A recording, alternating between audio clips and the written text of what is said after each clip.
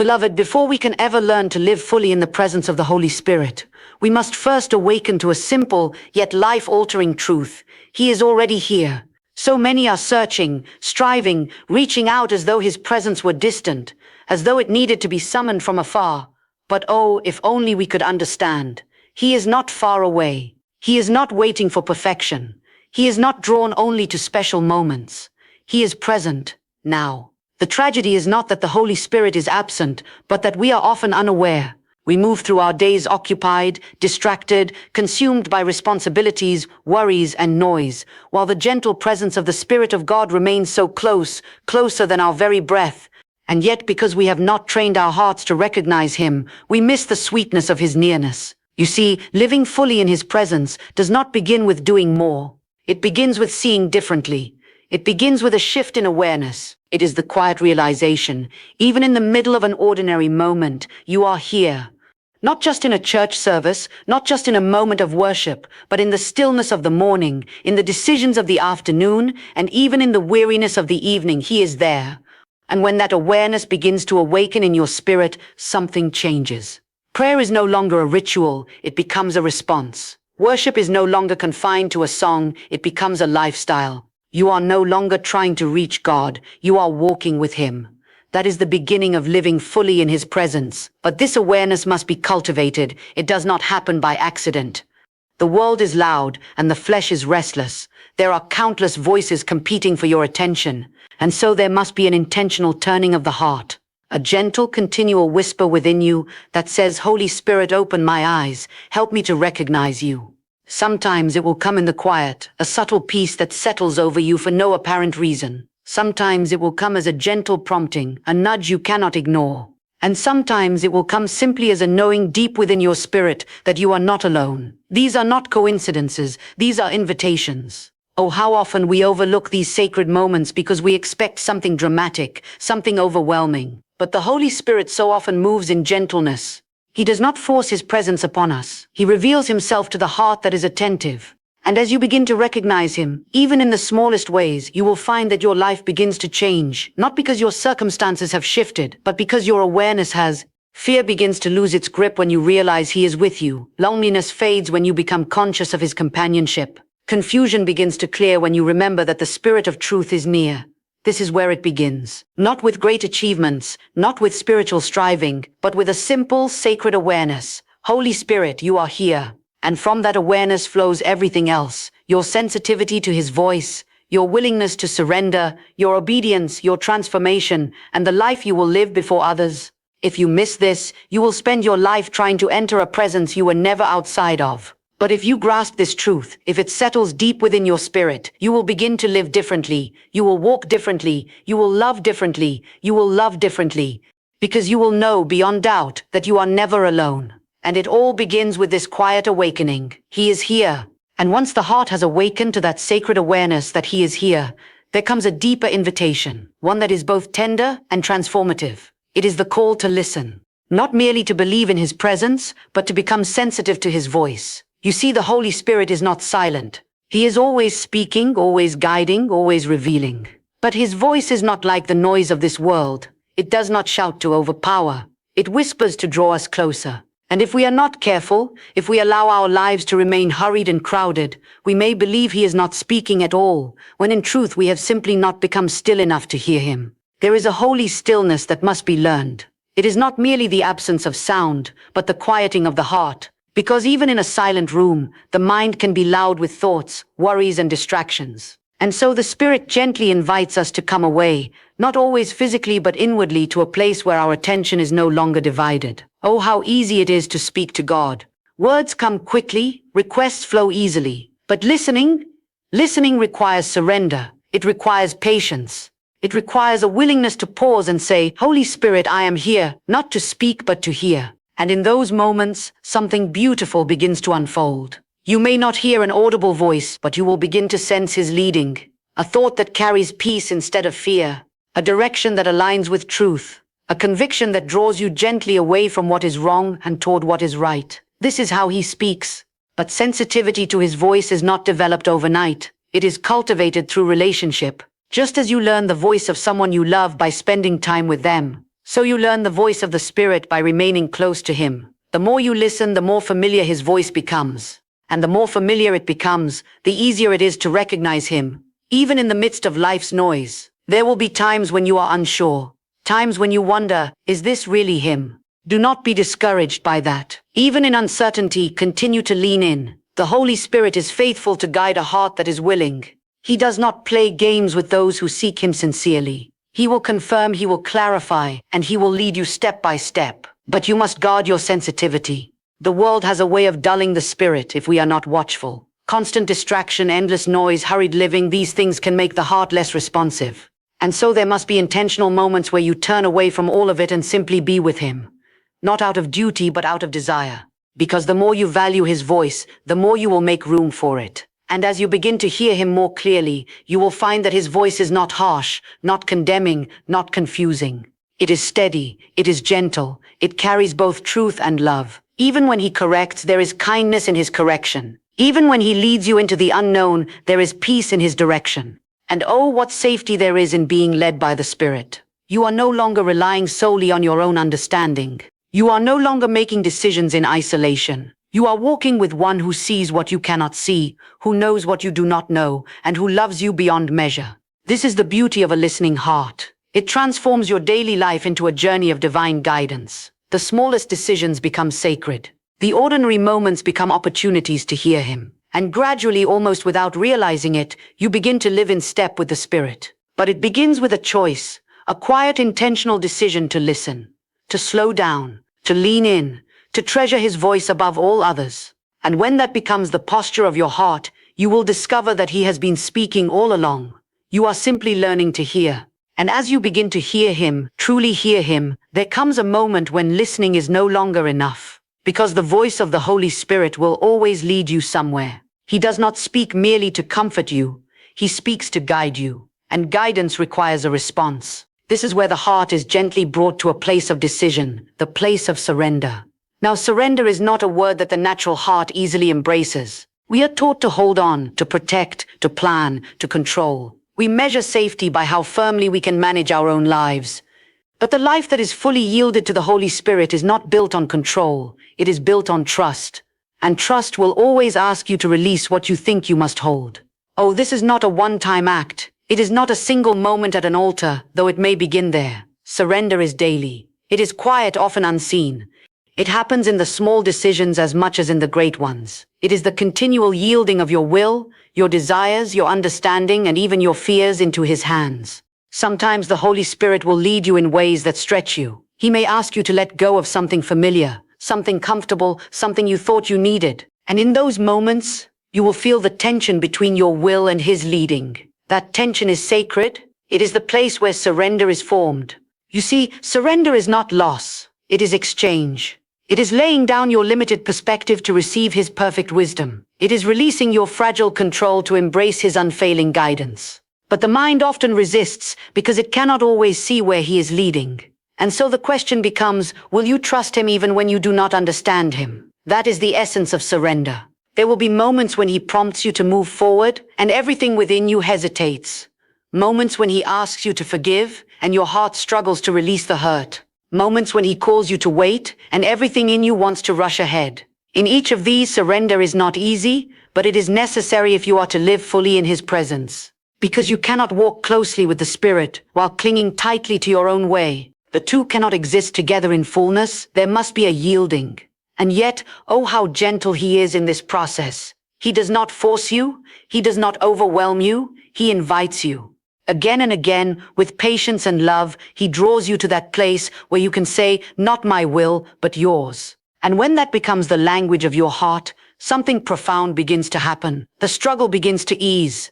The anxiety of trying to control every outcome begins to fade. You start to rest, not because life becomes simple, but because you are no longer carrying it alone. There is a deep peace that comes with surrender. Not the absence of difficulty, but the assurance that you are in his hands. And there is no safer place to be. Do not misunderstand. Surrender will cost you something. It may cost you your pride. It may cost you your plans. It may cost you the illusion of control you once held so tightly. But what you gain, oh, what you gain is far greater. You gain his direction. you gain his strength. You gain a life that is aligned with his purpose. And as you continue to surrender, day by day, moment by moment, you will find that it becomes less about what you are giving up and more about who you are becoming. A heart that trusts, a spirit that rests, a life that flows in harmony with his leading. This is where living fully in his presence deepens. Awareness brings you near. Listening teaches you his voice. But surrender allows him to lead. And when you finally release your hold and place everything into his hands, you will discover that he was always faithful to carry what you could not. And it is in that sacred yielding that you truly begin to live. And as surrender becomes a daily posture of the heart, there is something else the Spirit gently begins to establish within you. Something steady, something grounding, something that carries you beyond fleeting moments.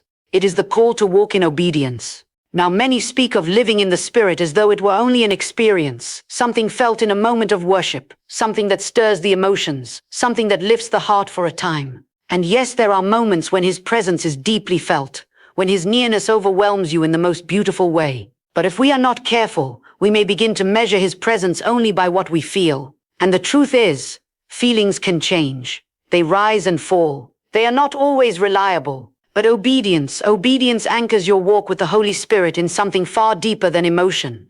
Because the evidence that you are living in his presence is not just that you feel him. It is that you follow him. Oh, this is where the life of the Spirit becomes real. Not in the extraordinary moments alone, but in the ordinary decisions of everyday life. It is in the quiet prompting you receive and what you choose to do with it. When he whispers, "Speak kindly," will you obey? When he nudges, "Be still," will you listen? When he convicts, "Turn away from this," will you respond? You see, every prompting of the Holy Spirit is an invitation, not only to hear, not only to feel, but to act. And it is in those small acts of obedience that your relationship with him deepens. Sometimes we wait for something great, something dramatic, something unmistakable, but the Spirit so often works through the simple and the seemingly insignificant. A word held back, a step taken in faith, a choice made in integrity when no one else is watching. These are the places where obedience is formed. And every time you choose to obey, something within you becomes more aligned with him. Your spirit becomes more sensitive. Your heart becomes more responsive. And his voice becomes clearer, not because he is speaking louder, but because you are walking closer. But there will be moments when obedience feels costly. Moments when what he asks of you goes against your natural inclination. And in those moments, you may feel the pull to delay, to question, to hesitate. Oh, but do not linger there. Delayed obedience is often where confusion enters. Because the longer you resist, the more the other voices begin to rise. The voice of fear, the voice of doubt, the voice of self. And soon what was once clear becomes clouded. But when you respond quickly, when you say yes even before you understand fully, there is a clarity, a peace that follows. It is the quiet confirmation of the Spirit that you are walking in step with him. Obedience is not about perfection. You will not always get it right. There will be times when you miss his prompting, times when you choose your own way. But even then, he does not withdraw from you. He gently calls you back, reminding you that the path is still open, the invitation still extended. What matters is the posture of your heart, a willingness to respond, a readiness to follow, a desire to please him above all else. And as this becomes your way of living, something beautiful begins to take shape. Your life is no longer driven by impulse or guided by circumstance. It becomes directed by the Spirit of God himself. And there is a steadiness in that, a quiet strength that carries you through both joy and trial. You may not always feel the same intensity of emotion. There may be days when his presence feels subtle, almost hidden. But if you continue to walk in obedience, you will discover that his presence has not left you. It has simply deepened beyond feeling into something unshakable. This is the difference between visiting his presence and living in it. Because a life that is led by emotion will drift, but a life that is grounded in obedience will remain. And as you continue to say yes to him again and again, in the small things and in the great, you will find that your life begins to reflect a quiet consistency, a faithfulness that does not depend on circumstance. And it is in that steady, obedient walk that the presence of the Holy Spirit becomes not just something you experience, but something you live. And as you continue in that quiet, steady obedience, something begins to unfold within you that cannot be produced by effort alone. It is not something you achieve through discipline, nor something you can imitate through outward behavior. It is the work of the Holy Spirit himself, the work of transformation. You see, the Holy Spirit does not come merely to guide your steps, he comes to change your heart. He does not only direct your actions, he reshapes your nature. And this is where living fully in his presence moves from what you do into who you are. Oh, this is sacred ground, because so often we are concerned with outward things, what we say, how we appear, how we are perceived, but the Spirit looks deeper.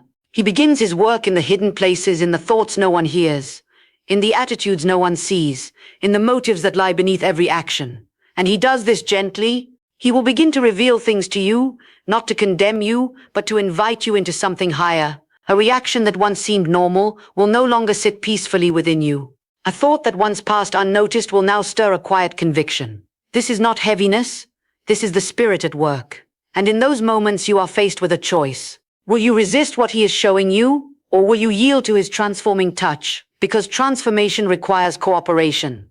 The Holy Spirit will never force change upon you. He will reveal, he will prompt, he will strengthen, but you must allow him. You must say, "Yes, Lord, do your work in me." And as you do, something remarkable begins to happen. The things that once controlled you begin to loosen their hold. Old patterns begin to break. The weight of certain struggles begins to lift, not because you fought harder, but because you surrendered deeper. This is the power of his presence within you. He replaces what was once there. Where there was impatience, he begins to form patience. Where there was fear, he nurtures peace. Where there was pride, he cultivates humility. It is not an instant change, but it is a real one, a steady, undeniable transformation that unfolds over time. And often you may not even notice it at first, but others will. They will see something different in you, a calmness where there was once anxiety, a kindness where there was once sharpness, a strength where there was once weakness. And you will know deep within your spirit that this is not your doing. This is the Holy Spirit forming his life within you. Oh, do not rush this process. We live in a world that seeks quick results, instant change, immediate outcomes. But the work of the Spirit is not hurried. It is intentional. It is precise. He knows exactly what must be touched, what must be healed, what must be renewed. And sometimes that work will take you through places you would not choose on your own. Circumstances that press you, situations that stretch you, moments that reveal what still lies within. But even there, especially there, the Holy Spirit is present, working quietly, faithfully, shaping you into the likeness of what he has called you to be. You are not being changed to become something artificial or forced. You are being transformed into what you were always meant to be, a vessel that reflects his nature. And the more you allow him to work, the less striving there is. Because you begin to understand that this life is not about trying harder to be better. It is about yielding more fully to the one who is already at work within you. There is a rest in that, a deep abiding rest. You are no longer carrying the burden of changing yourself. You are walking with the one who changes you from within. And as this transformation continues, it will begin to flow outward, touching every area of your life, your relationships, your words, your responses, your decisions. It will not be something you have to force. It will be the natural result of a life lived in his presence. This is the beauty of depending on the Holy Spirit. He does not leave you as you are.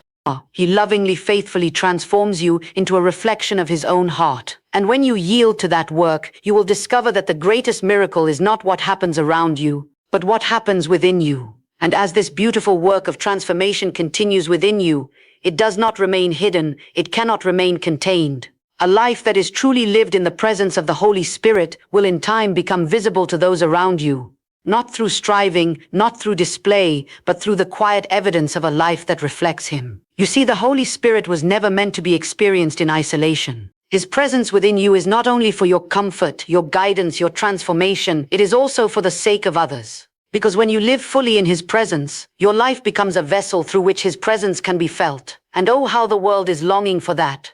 Not more words, not more explanations, not more outward forms, but something real. Something that carries peace in the midst of chaos, love in the face of hostility, gentleness in a world that has grown harsh. And this is what the Holy Spirit produces in a yielded life. You will begin to notice it in the simplest ways, in how you respond when you are misunderstood, in how you treat those who can offer you nothing in return, in how you carry yourself when circumstances are uncertain. There will be a difference. Not a forced difference, not something you are trying to prove, but something that flows naturally because of who now lives within you. And those around you may not always understand it, but they will recognize it. There will be a quiet drawing, a sense that there is something steady, something genuine, something filled with a peace they cannot quite explain. And in those moments, your life begins to speak. Not loudly, not with self-importance, but with a quiet authority that comes from being aligned with the Spirit of God. Your words will carry weight, not because they are many, but because they are guided. Your actions will carry meaning, not because they are seen, but because they are sincere. This is what it means to reflect His presence. It is not about standing before crowds or doing great works that draw attention. It is about living in such a way that even in the unnoticed places, His nature is revealed. In your home, in your conversations, in your daily interactions, there is an opportunity for His presence to be made known through you. But this kind of life requires consistency. It is not built in a moment, and it is not sustained by occasional effort. It flows from a heart that remains connected, a life that continues to yield, a spirit that stays attentive. Because the moment we begin to rely on ourselves again, the clarity of that reflection begins to fade, and yet the invitation remains.